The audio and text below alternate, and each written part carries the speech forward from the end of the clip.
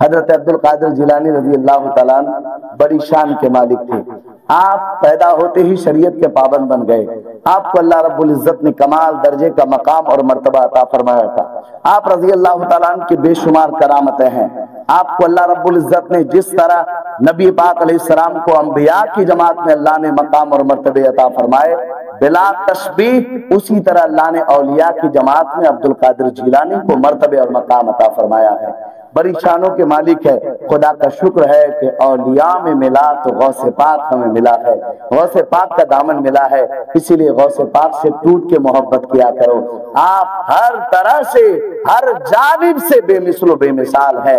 آپ کا نسب بھی اعلیٰ ہے، حسب بھی اعلیٰ ہے۔ آپ کا نام شیخ عبد القادر ہے، آپ کو لقب محی الدین ملا۔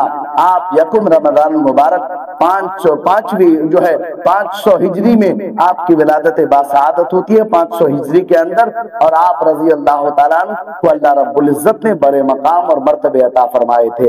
سرکار غوث پاک رضی اللہ تعالیٰ عنہ کے بے شمار کرامتیں ہیں، مگر میں حضور غوث پاک رضی اللہ تعالیٰ عنہ کی ایک منقبت حاضر کروں جس میں کئی کرامتوں کا ذکر آ جائے گا۔ ہر شعر میں ایک کرامت موجود ہے۔ ایک مرتبہ غوث پاک کے نام پہ کہہ دیجئے سبحان اللہ۔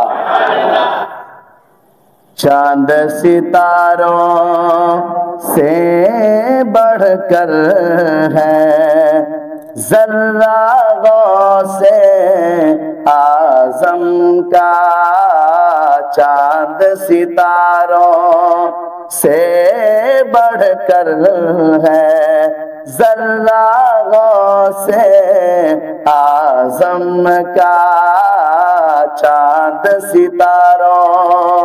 چاند ستاروں سے بڑھ کر ہے ذرہ غوث اعظم کا، چاند ستاروں سے بڑھ کر ہے ذرہ غوث اعظم کا، 7 سمندر پر ہے بھاری قطرہ غوث اعظم کا، 7 سمندر پر ہے بھاری قطرہ غوث اعظم کا۔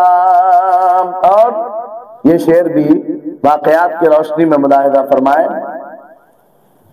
عبد القادر کو قادر نے کیسی قدرت بخشی ہے، عبد القادر کو قادر نے ایسی قدرت بخشی ہے، عبد القادر کو قادر نے ایسی قدرت بخشی ہے، قبر سے مردہ اٹھ کے لگائے نعرہ غوث اعظم کا، قبر سے مردہ اٹھ کے لگائے نعرہ غوث اعظم کا۔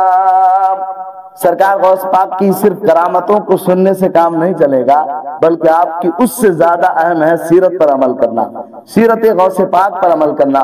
وہ غوث پاک جو 40 برس تک عراق کے جنگلوں میں رہے، آپ فرماتے میں نے نہ کچھ کھایا نہ پیا، مجھے کسی چیز کی خبر تک نہ پڑی، میں برہنہ عراق کے جنگلوں میں گشت کرتا رہا، رات و دن میں وہاں مجاہدہ کرتا رہا، حتیٰ کہ میں درخت کے پتوں کو چوس کر میں نے عبادتیں کی، اور اس 40 سال کی مدت اللہ رب العزت نے غوث پاک کو وہ مناقب اور وہ جو ہے درجات عطا فرمائے۔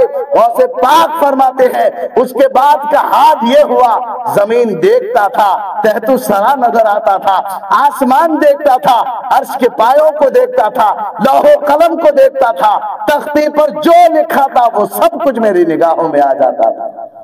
حضرات، حضرت غوث پاک رضی اللہ تعالیٰ عنہ کی بارگاہ میں ایک بوڑھی خاتون آئی۔ ایک واقعہ اسی طرح کے آپ کے نانا سے بھی منسوب ہے کہ سرکار غوث پاک رضی اللہ تعالیٰ عنہ کے नाना की बारगाह में एक बूढ़ी खातून आई कि सरकार गौसे पाक बगदाद के किसी मैदान में बच्चों के साथ खेल रहे थे। आपका खेलना खेलना नहीं था, बल्कि आप खेलने में भी बच्चों को मुर्दा और जिंदा करते थे। बच्चों को कहते थे नम, सो जा, बच्चों की रूहें कब्ज कर ली जाती थी। बच्चों को हुक्म होता था, वो हुक्म देते थे उठ जा, बच्चों की रूहें वापस डाल दी जाती थी। जिंदा और मुर्दा का खेल गौसे पाक रज़ी अल्लाह तआला अन्हु खेल रहे थे। एक बूढ़ी खातून मायूसी के साथ उधर से गुजर रही थी और वो खातून हजरत अब्दुल्ला सुमई रज़ी अल्लाह तआला अन्हु की बारगाह में हाजिर हुई और कहा, हुजूर मैं ला औलाद हूँ, मेरे पास औलाद नहीं है, मैं बे औलाद हूँ, मुझे बांझ करार दे दिया गया है। सरकार करम कर दीजिए ताकि एक औलाद मेरी झोली में भी आ जाए। सरते अब्दुल्ला सुमई रज़ी अल्लाह तआला अन्हु ने निगाहों को बंद किया, आसमान पर देखा, लौहे महफूज जब देखा, उस खातून की तकदीर में एक भी औलाद न थी। हजरत अब्दुल कादिर के नाना जान ने फरमाया, ऐ खातून जाइए, माफ कीजिए, आपकी तकदीर में औलाद नहीं है। वो खातून मायूसी के साथ उठकर आती है और उसी मैदान से जाती है। हजरत गौसे पाक ने देखा, अब्दुल कादिर जिलानी ने देखा, खातून मायूसी के साथ गुजर रही है। ऐ बूढ़ी माँ, मायूस क्यों गुजर रही है?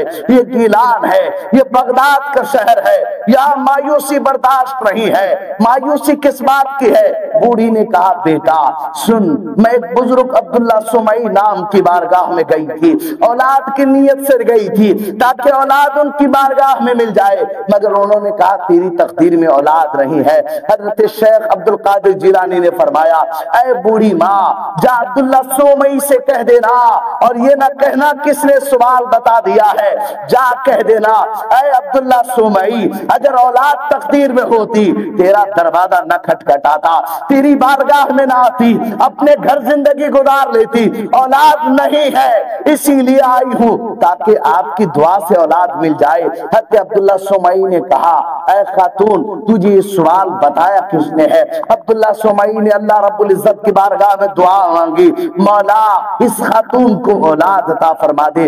आवाज आई तो आवाज आई, आवाज आई, ऐ अब्दुल्ला सुमई, इसकी तकदीर में बेटे नहीं है। हजरत अब्दुल्ला सुमई ने दूसरी बार कहा, तीसरी बार कहा, एक रिवायत में आया है कि 7 दफा कहा, ऐ खातून जा, तुझे मेरे रब ने बेटे दे दिए हैं। इतना कहना होता है, वो खातून उसी मैदान से गुजरती है, मुस्कुराती हुई गुजरती है। हजरत शेख अब्दुल्ला सुमई रज़ी अल्लाह तआला अन्हु अपनी खानकाह से निकलते हैं, असा को लेकर निकलते हैं और कहते हैं, ऐ बूढ़ी, तुझे बताया किसने है? बूढ़ी ने कहा, मैदान में कोई बच्चे खेल रहे थे, उनमें एक मासूम बच्चा था जिसका चेहरा नूरानी था।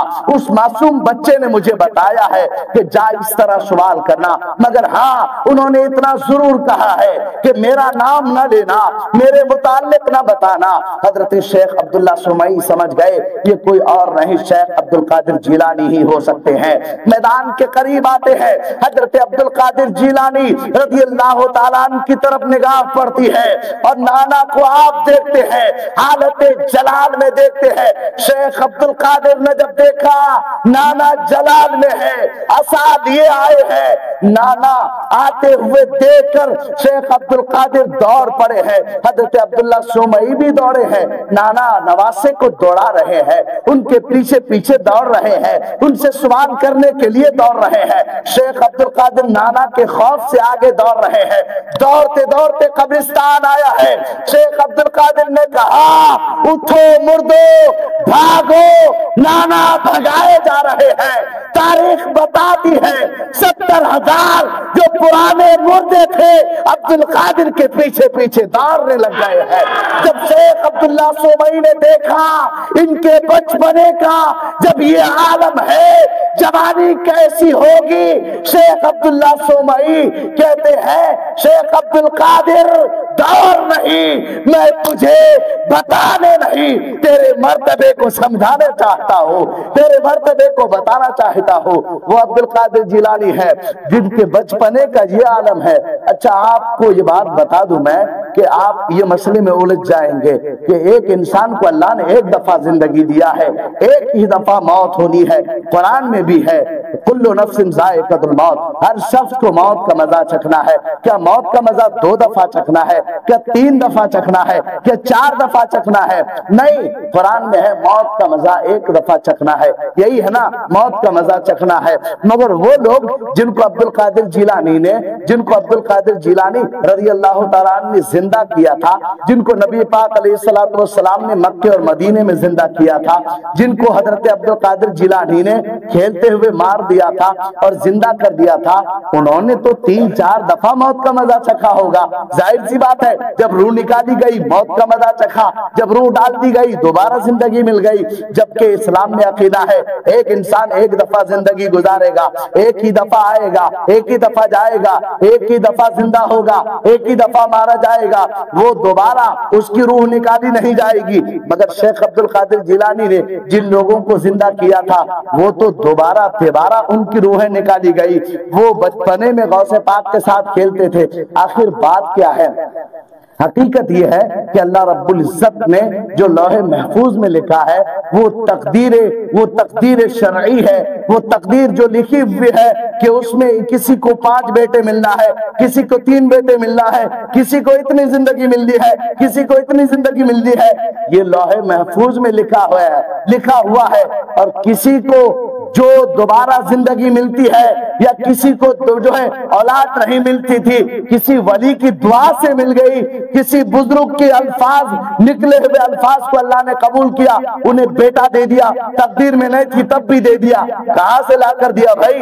یہ کہاں سے تقدیر میں نہ تھی تو مل گئی اس کو؟ تقدیر میں عمر نہ تھی، جب بھی عمر مل گئی۔ تقدیر میں موت تھی، موت ہو گئی مگر دوبارہ زندہ کیا گیا۔ یہ سب چیزیں کہاں سے آئی؟ یہ سب چیزیں پھر کون سے لوح محفوظ میں لکھی ہے؟ تو حقیقت یہ ہے کہ خدا کے پاس جو ایک تقدیر ہے نا، وہ تقدیر خدا کے پاس ہے، وہ خداوند قدوس نے اپنے اختیار میں رکھا ہے، جو اللہ کے سوا کوئی نہیں جانتا ہے۔ ایک محفوظ کا لوح وہ ہے جس پہ اولیاء کی نظر پڑتی ہے، صوفیاء کی نظر پڑتی ہے، وہ پڑھ لیتے ہیں تیری تقدیر میں 4 بیٹے ہیں، تیری عمر اتنی ہے، تو اتنے سال زندہ رہے گا، تیرے ساتھ اتنا ہونا ہے، تیرے ساتھ یہ نہیں ہونا ہے۔ وہ ایک لوح محفوظ ہے جو عرش پر ہے، خداوند قدوس نے اس پر اختیار دیا ہے اولیاء کو، اصفیاء کو، اقطاب کو، اغواص کو، اپنے محبوب اور برگزیدہ کو، جو اس لوح کو دیکھ لیتے ہیں۔ اور ایک لوح محفوظ وہ ہے جو خدا کے اختیار میں ہے، اللہ کے سوا اسے کوئی نہیں جانتا۔ یہ صرف اللہ کر وہ جو ہے اتنے بچوں کو دوبارہ زندہ کرے گا، یہ اس لوح محفوظ میں بھی نہیں لکھا ہے، بلکہ یہ خدا کے پاس جو لوح محفوظ ہے اس میں لکھا ہوا ہے۔ اسی لیے حضرت عبد القادر جیلانی رضی اللہ تعالیٰ بے شمار مردوں کو زندہ کیے۔ جس طرح کے واقعہ ہے کہ آپ نے ایک مردے کو قبر سے اٹھایا، وہ دب بجاتے ہوئے اٹھا۔ یہ سب کیا ہے؟ ٹھوکروں سے مردوں کو زندہ کرنے والے عبد القادر جیلانی اور حضرت عیسیٰ پیغمبر جیسے پیغمبر کہے اے اللہ اے مردہ تو اللہ کے حکم سے زندہ ہو جا، تم باذن اللہ۔ عیسیٰ کا یہ قول اے مردہ اللہ کے حکم سے زندہ ہو جا، مگر عبد القادر فرماتے تھے تم باذنی میرے حکم سے زندہ ہو جا۔ یہ یعنی کمال ہے کہ مصطفیٰ کی امت ہونے کا، یہ رسول پاک کے دامن کرم کا، آل رسول کا یہ کمال ہے۔ عزیزان ملت اسلامیہ، آئندہ جمعہ اللہ نے چاہا تو سرکار غوث پاک رضی اللہ تعالیٰ عنہ کی زندگی پر گفتگو ہوگی، مگر دوستان محترم ضروری بات آپ غور سے سنیں۔ ابھی میلاد مصطفیٰ جو 1500 سالہ منایا گیا، اس پر میری پچھلے جمعہ کی جو گفتگو رہی بہت جاندار خطاب رہی، اور اس میں اسی پر میں نے مکمل خطاب کیا جو آئی لو محمد صلی اللہ تعالی علیہ وسلم پر وواد ہوا اور FIR درج کیا۔ تو ہماری مسجد کی جانب سے بھی آج جمعہ کی نماز کے بعد ایک پرامن محبت والا، اخلاق سے بھرپور، رسول پاک کی کردار سے بھرپور، شانتی کے ساتھ مصطفیٰ جان رحمت کی امن اور شانتی والے نعرے لگا کر ہم اپنے محلے سے مسجد اعلیٰ حضرت اور وہاں سے شاہین گل اسکول ہوتے ہوئے بریانی چارستہ ہوتے ہوئے پھر مسجد اعلیٰ شاہ عالم تک جو ہے یہ احتجاجی جلوس پرامن کے ساتھ واپس آ جائے گا. بہت مختصر ہے, جلوس میں جو گھومے تھے اتنا نہیں گھوما جائے گا, بہت تھوڑا سا. صرف یہ سوشل میڈیا پہ بھی, تاکہ جو لوگ اس طرح کے بھوکتے ہیں ان کو پتا چلے کہ رسول پاک کے غلاموں سے الجھنا کیسا ہے, اور نبی پاک علیہ السلام کی شان میں کسی طرح کی ٹپنی کرنا کس طرح جو ہے اس کا اثر پڑتا ہے ہم پر. تو اسی لیے نماز جمعہ کے بعد فوراً ہمیں اپنے اس جلوس میں شرکت کرنا ہے. نماز کے بعد فوراً نکالا جائے گا, یہیں سے نکالیں گے, اور محبتوں کے ساتھ ہمارے نبی, یہ نعرہ لگایا جائے گا, ہمارے نبی سارے عالمین کے لیے, آپ کہیں گے رحمت ہے, ہمارے نبی سارے عالمین کے لیے امن ہے, محبت ہے, نبی سارے عالمین کے لیے رحمت ہے, نبی پاک کی رحمت سارے عالمین پر عام ہے. اور سرکار کی محبتوں کے نعرے اپنے انداز میں آپ لگا سکتے ہیں. بہرکیف ضروری اس بات کی ہے کہ کوئی بھی نوجوان یا بڑے کسی طرح کا غلط ویڈیو بنا کر وہ سوشل میڈیا پہ شیئر نہ کرے. مثلا کسی دھرم والوں کو گالی گلوچ کرنا, کسی پر کسی طرح کی غلط ٹپنی کرنا.